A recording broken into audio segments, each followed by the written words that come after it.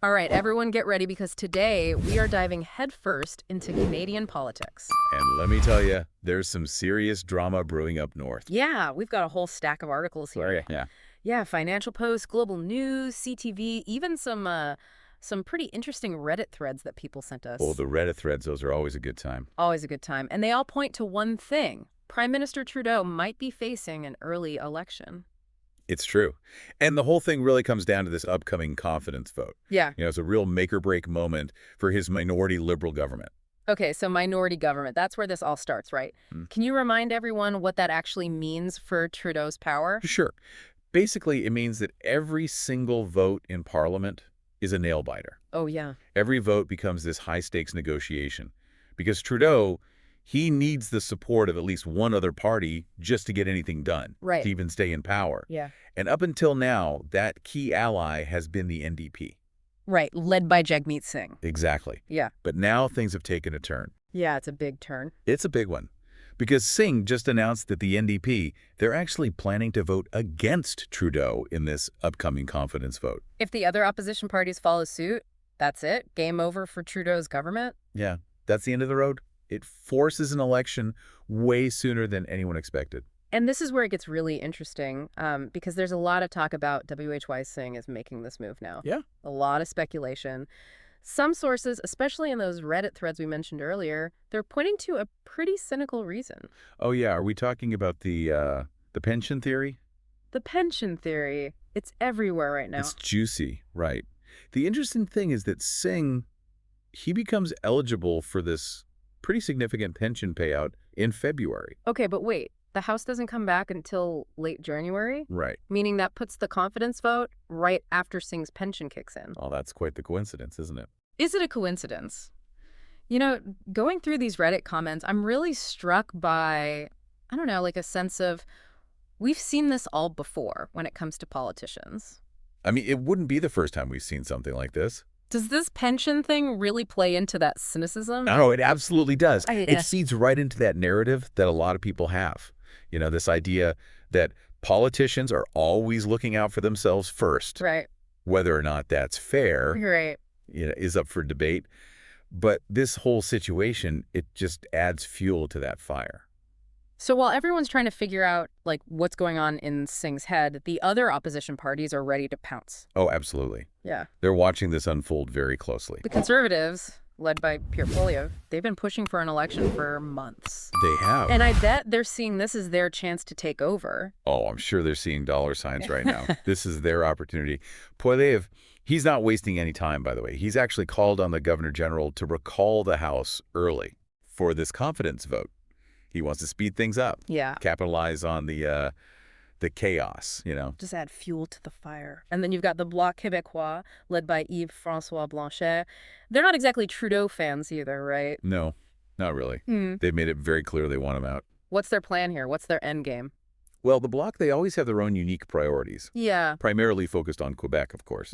So they're likely seeing this as a chance to, to advance their agenda in some way. Maybe they're hoping to squeeze some concessions from a weakened Liberal government. Right. Or maybe they're thinking about pushing for an election where they could gain even more influence. So everyone's kind of playing their cards close to the chest right now. Oh, absolutely. It's a very strategic game. Everyone's trying to position themselves for maximum advantage in this whole situation. It's a political chess match. Exactly. A very high stakes one, I might add.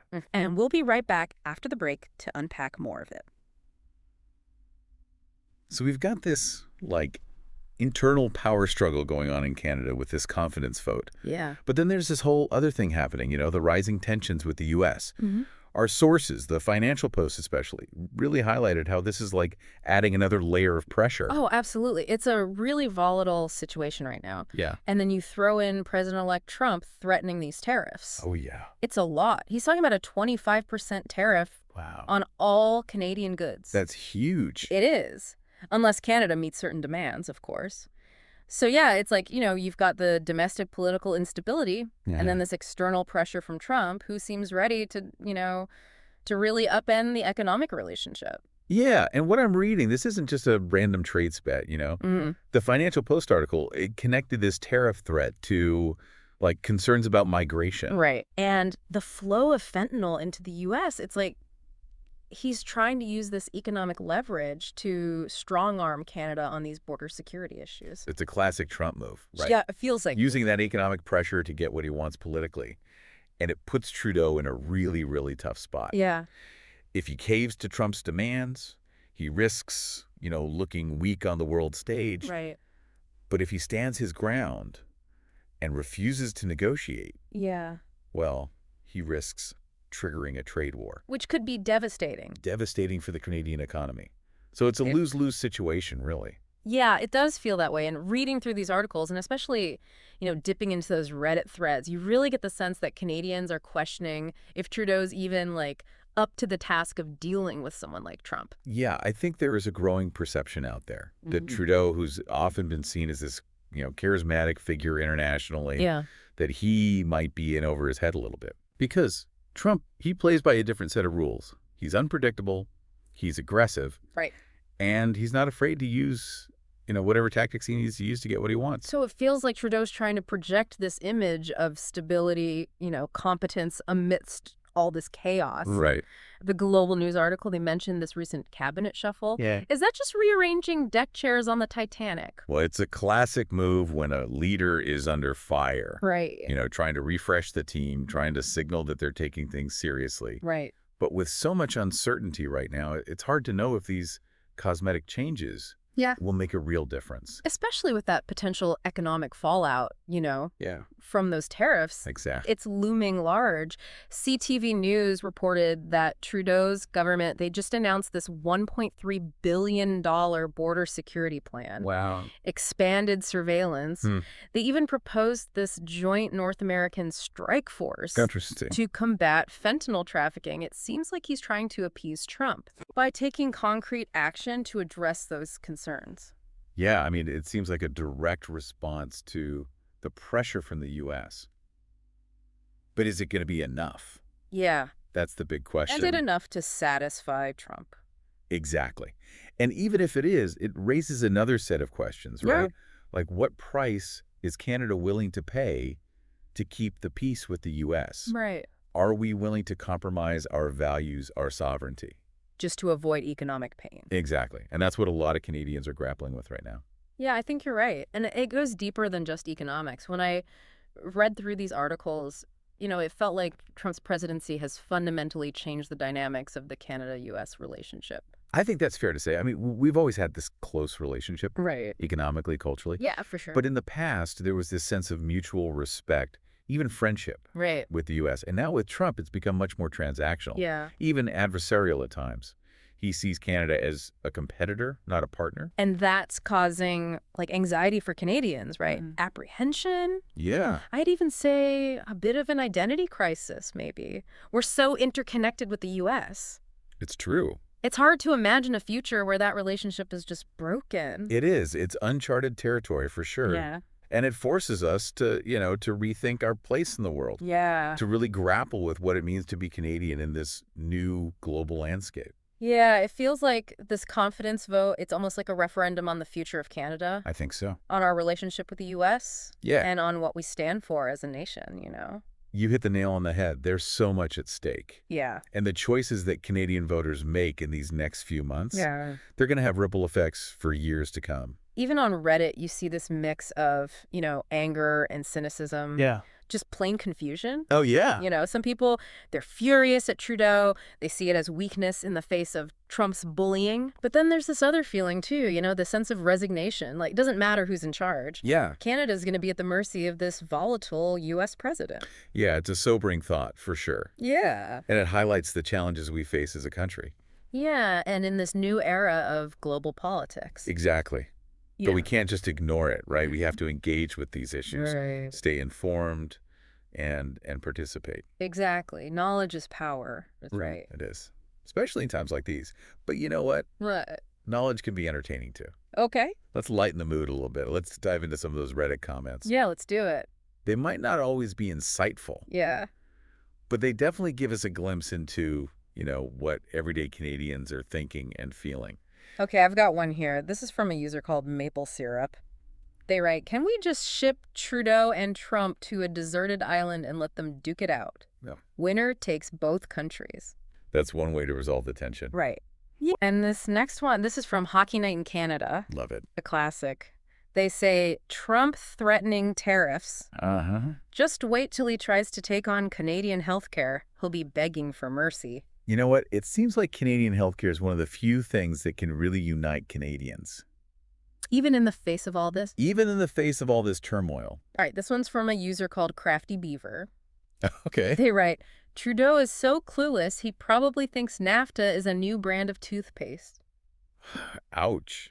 That one's a little harsh. Yeah. But it shows, the level of frustration that some Canadians are feeling. It really does. It seems like Trudeau is facing criticism from, like, all sides. Yes. You know, those who support him are disappointed. Yeah. And those who oppose him are using this whole thing as ammunition, Of course. To further their own agendas. It's a tough spot to be in, for sure. Yeah.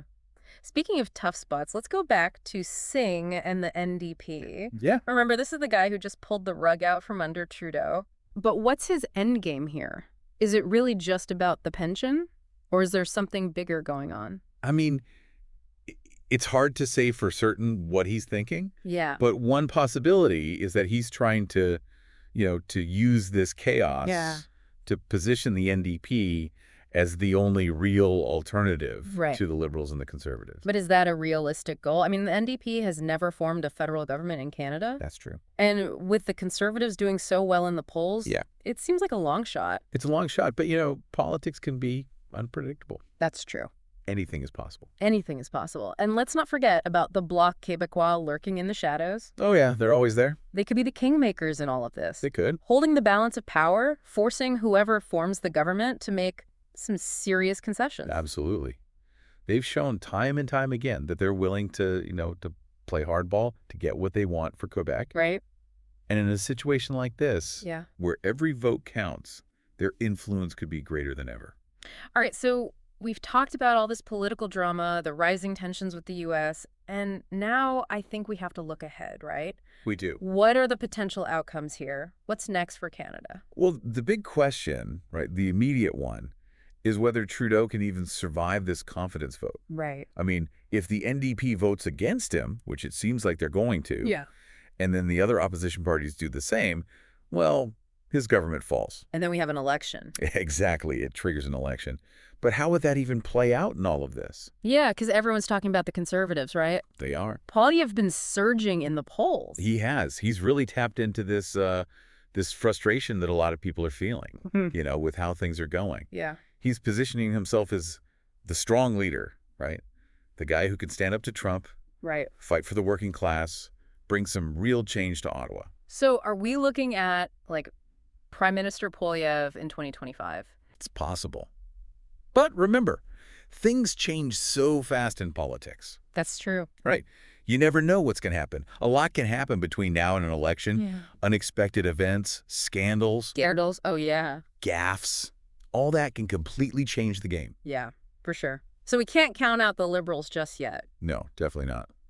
But what about Trudeau himself? Yeah. Is there a chance he steps down before this vote even happens? It's always a possibility, right? Yeah. Some people are saying it might be the best move, for him and for the party. Right. A new leader, someone without, without all the baggage, might be able to energize the base. Yeah. Put up a stronger fight against Poilievre. But that's a huge gamble, right? Like, a new leader would have to come in, try to unite a fractured party. Absolutely. Win over voters, and do it all while the Conservatives are, on the rise. It would be a really risky move for sure. And then there's the NDP and the Bloc. Right. Can't forget all that. They're the wild card. Yeah, they are. They're waiting, They're ready to jump at any opportunity. But what does that even look like in practice? I mean, what can they really do? Well, think about it. The NDP, they could try to force the Liberals into a coalition government. Even if the Liberals win. Even if they win, they could basically be the power brokers, They could make demands on certain policies in exchange for their support. So Trudeau survives, but then he's beholden to the NDP. Exactly. Not an ideal situation. Not at all. And then what about the Bloc? Well, the Bloc, they're always going to prioritize Quebec. Yeah. They could make a similar play, siding with whoever offers them the best deal. Right. So their votes could be super important in a minority government. Super important. deciding factor on almost every issue. It's like a big game of chess, right? Everyone trying to figure out their next move. Yeah, exactly. Yeah. But we have to remember, this isn't just a game for politicians. Right. The outcome, it affects all Canadians. Right.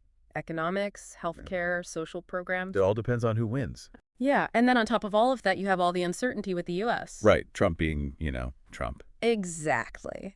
So beyond who wins or loses, I mean, what does this whole thing say about Canada's place in the world? Well, I think it's really exposed some vulnerabilities, right? Some fault lines in our society. Yeah. There's this growing polarization, left versus right, urban versus rural, east versus west. It does feel that way. And it's not just Canada. We see it in the U.S. and Europe, everywhere. So it feels like we're at a crossroads, right? Like, do we give in to that division? Or do we try to find some common ground, build a better, more united Canada? That's the big question. And it's a tough one. There's no easy answer. But one thing's for sure, the choices we make now, as individuals and as a country, they're going to have huge impact on the future. So as we wrap up this deep dive, I mean, what's the one thing you really want our listeners to take away from all of this? I think it's this. Stay engaged, stay informed, and don't give up hope. We're living through some tough times, for sure. But Canada has been through a lot before. We can get through this. We can build a better future. That's a great message. And for our listeners, remember, knowledge is power. This deep dive, it's giving you the tools to understand what's going on, Yeah. To see the different forces at play and make your own informed decisions. Absolutely. So stay curious, keep learning, and until next time, keep diving deep.